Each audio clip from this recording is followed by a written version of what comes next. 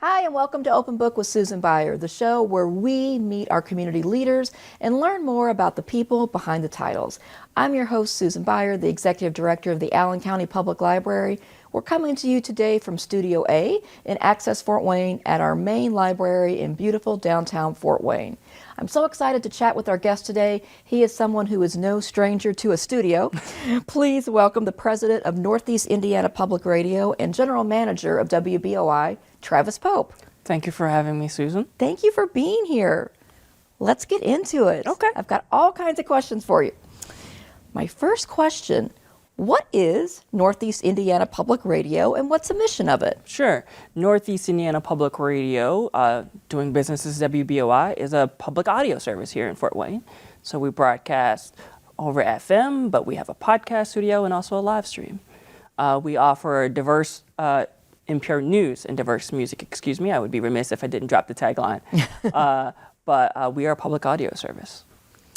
How is WBOI funded? And there's a lot of conversation of late about the funding of public media. Mm-hmm. So I was also curious, how much federal funding does WBOI receive? Mm-hmm.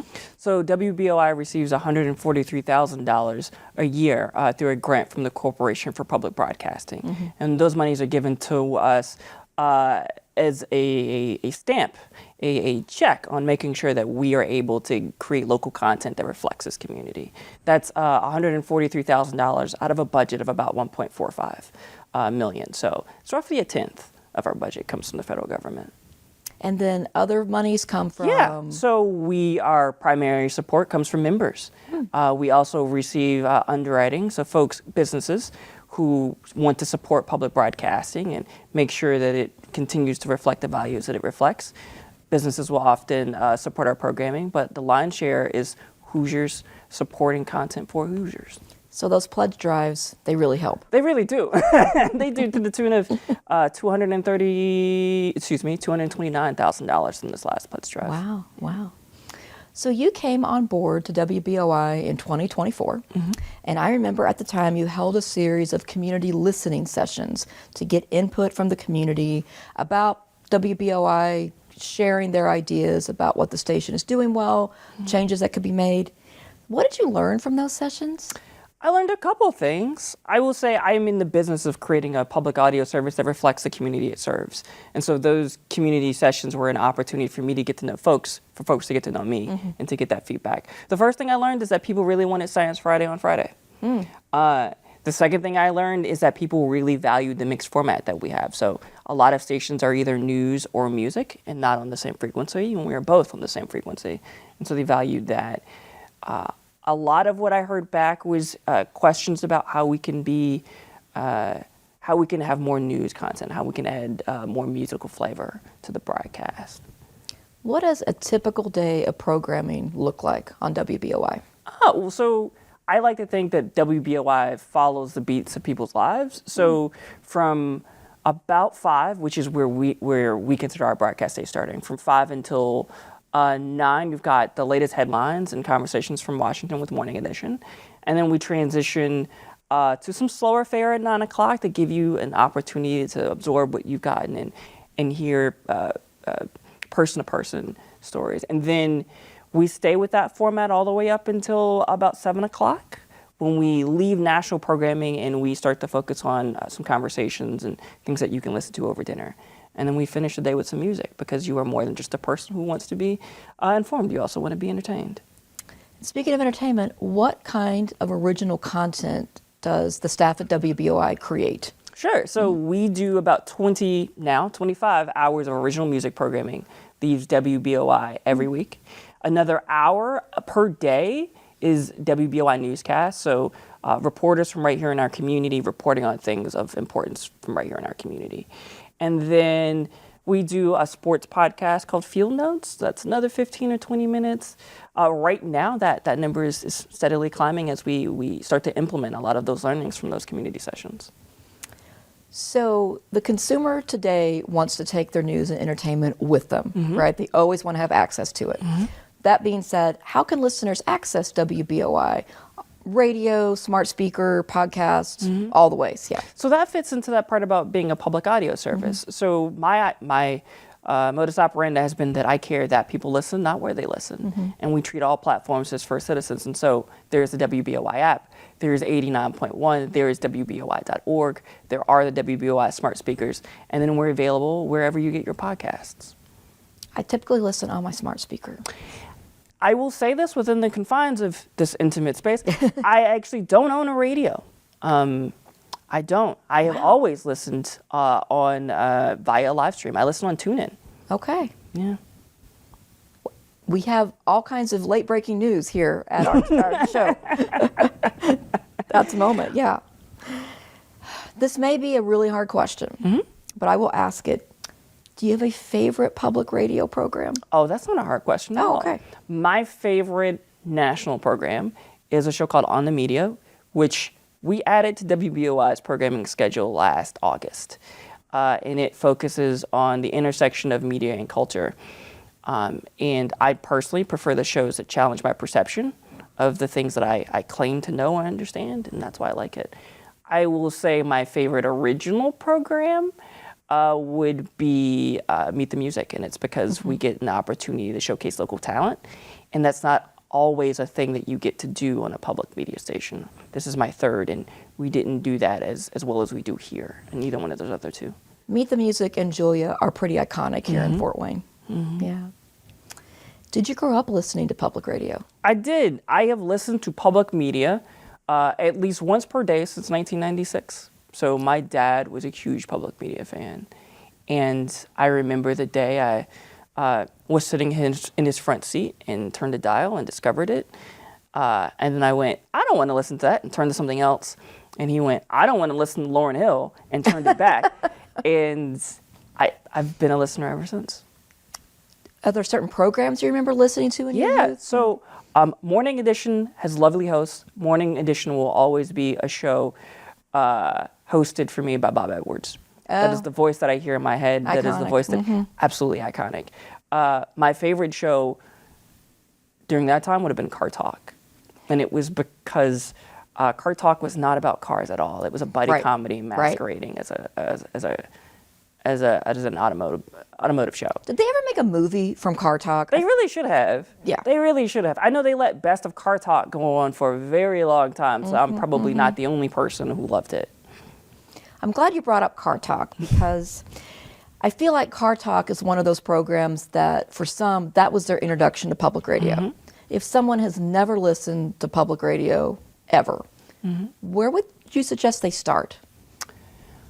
I would say if you've never listened to public radio, a great place to still start is This American Life. I think that is still a format that we pioneered that format, and it's still a format that we do the best. It's intimate storytelling. It changes from week to week. There is in this world of podcasts that can last a very long time, it's still 45 minutes of just you hearing about the people around you and the things that impacted them. I think we do that better than other folks do that.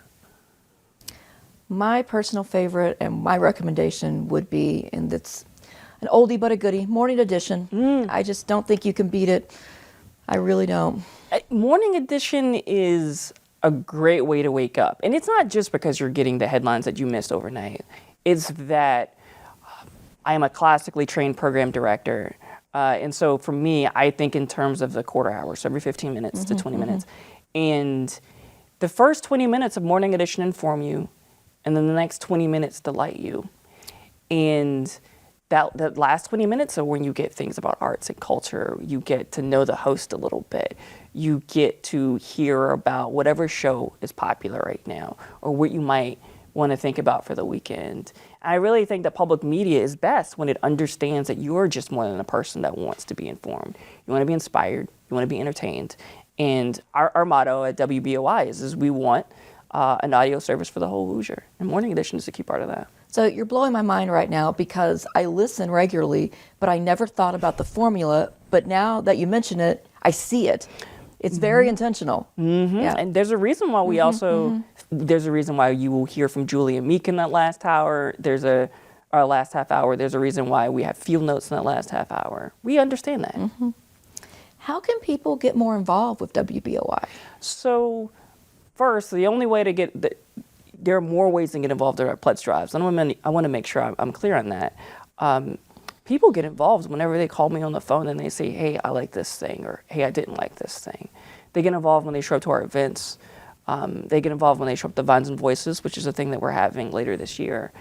For me, knowing that there are folks out there listening to what we do and they have questions or feedback, or they just want to show up, and someone brought us plants earlier today, right? Which is amazing, right? I love that. And we have some community engagement opportunities that are going to start to surface throughout the summer that I look forward to interacting with folks at. So I got a scoop from you that you don't own a radio. Let's see if I can get another scoop. Are there any future developments for WBOI that you can share at this point? Well, sure. I can share this one because we kind of just announced it about a half hour ago. Ooh, but okay. when we talk about radio for the whole Hoosier, that includes music for the whole Hoosier. And our broadcast has historically omitted a few genres. And so we are taking some steps to mitigate that. So beginning next Saturday, you can hear The Halo Effect from WBOI, which is an R&B and soul-focused show on Saturday nights at 8. And it's that first step on the music side to making sure that we reflect everyone. I will also say there may or may not be a monthly music festival thing coming that is already pretty solid. But Wow. yeah. You're coming in with the scoops. I mean, the folks ask, I provide. I read an interview with you, and you said something that really resonated with me, and I wondered if you could expand upon it. You said, there is room for joy in public radio. And I love that. Thank you. So this is technically a third career for me, having been, I worked in retail for a while and then was a technology reporter and finally came to public media. And I think there are times where we get things right and there are certain times where we get things wrong. One of the things that we maybe got wrong is that the broadcast can be a place where everything comes together and no one gets left behind. The broadcast can be a place where you are informed, but you don't leave it with a sense of tightness in your chest. And I think it's a place where folks can have fun. And so we do things, we program the day to make sure that we're including just that nugget that says, we know that you want to be informed. We know that you love the music, but like, here's a little something, right? And sometimes that's me during the pledge drives, hinting at the fact that I have just been tap dancing underneath the table the entire time. Sometimes it's having fun with the station legal IDs, but making sure that when you think of WBOI, when you think of public media here in Northeast Indiana, that you get a sense of joy from that because you deserve it, right? You've woken up, you've had your coffee, you've eaten your Wheaties, and you've informed yourself, and you've supported the folks who supported you. And what you deserve is that ability to also say, look at this amazing thing. Life is going to be all right. I think we could all use a little more of that. We could. We could. Do you yourself get on air much?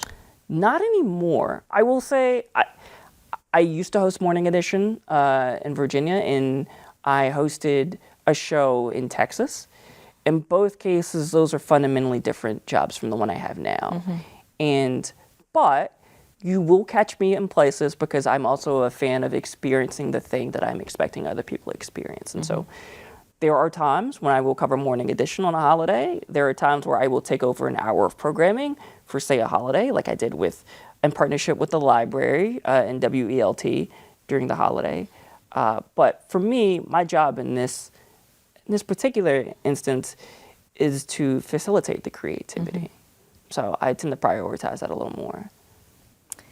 You've been in Fort Wayne for a little over a year at this point. Has anything about our community surprised you? You know, I am frankly surprised at the amount of... I live in downtown Fort Wayne like you do. And previously I was out in the desert, surrounded by literally dirt. And coming here to Fort Wayne, I'm surprised by how happy people are living their lives. They just go about their day. And because of where my apartment is, I can hear the laughter. I can hear the appreciation of each other. I can hear the hope. I can hear the discussions of change. I can hear them even just talking to their kid about some salamander or something that's sitting right there. And I'm surprised by how much I like that. I'm also surprised by how prevalent it is, because I also come from a larger city, from Richmond, Virginia, where even that wasn't the case. And I hadn't counted on that when I moved here. It's been a very nice surprise. I can hear the hope. Like, I want that on a t-shirt, on a mug, on a sticker. I love that. And I get what you're saying completely, because when the weather is nice, which hasn't been that often lately, but we're getting there, right? I love to walk to work, and I feel very fortunate that I can walk to work. And just to be in the fabric of our downtown in the morning, popping into a local place to get coffee, and just to be among the people on the street and hearing all of that conversation and activity. I hear it even on some days when it's not warm, to which I'm usually like, hey, are you guys wearing a coat, or how are we doing this? I will say it is currently 90 degrees outside, so I can feel my own superpowers returning. But no, it's pervasive, and I enjoy it so much. What has been your favorite Fort Wayne discovery? You know, I really like Coney Island. So does my husband. Like, I am, don't let the lapel pin fool you. I'm an unsophisticated man. I love just going down and getting a hot dog and chilling out on the landing and just relaxing. I didn't honestly think I would love downtown living as much as I do, but I love it a lot. There's just so much at your disposal. And you don't have to worry about parking when you go to the festivals. So on Open Book, we have a last question in a segment we call The Tail End with Toonses. Okay. So I will explain. Toonses is my very spoiled, very opinionated cat. And he doesn't come to the studio with me. He usually hides under the bed at home. But we do have conversations a lot. And he did want me to ask you a question. Okay. So Toonses and I heard that you are a big coffee fan. You love a cup of coffee. What are some of the best places in Fort Wayne to get a cup of coffee? So, this is the best way. So, I have 3 places. Okay. One is Tall Rabbit, and I Yes. love it because there's lots of space for conversation in addition to a great cup of coffee.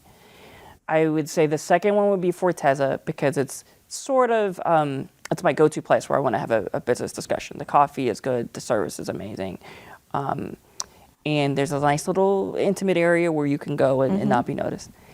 I would say hands down my favorite place is Utopian in the Landing, and that is my living room. That is my home. In addition to the main branch here of the library, that cup of coffee comes in 3 different varieties, and it also comes with a side of appreciation. And the folks who work there are the first friends I ever made in Fort Wayne. Oh. And being able to go there and get what is a very good cup of coffee and also good conversation is something that I do not take for granted. I love the Cheers reference where everybody knows your name, you know, Yes. your friends. Oh, it's they know me, they know my dog. We go there every day, Mondays, Wednesdays, and Fridays. And she sits in the window and we have a cup of coffee, and all 3 of us, that is myself and the 2 vendors, just talk about the week and how their weeks are going and how my week is going, and it's just amazing. I love being a regular places, but do you ever have this thing where you're a regular and they know your order, but that one day you want to switch it up and they go ahead and present you with your order and you feel obligated to take it and it's super awkward? Yes, that happened to me this morning. So, oh my gosh! So I will default to my default is black coffee, but when it's been a long week, I will have a latte. As a treat. Yeah, I will have a. I made it to Friday, and this is the thing that I'm gonna hang my hat on. And it happened to me this morning, and it's like, okay, let's keep the coffee, but let's add the latte. Like, we'll just Double divide up. it that way. Exactly. Right. Double Just up. one for each hand. It's Okay. great. Well, I'm glad I'm not alone in that.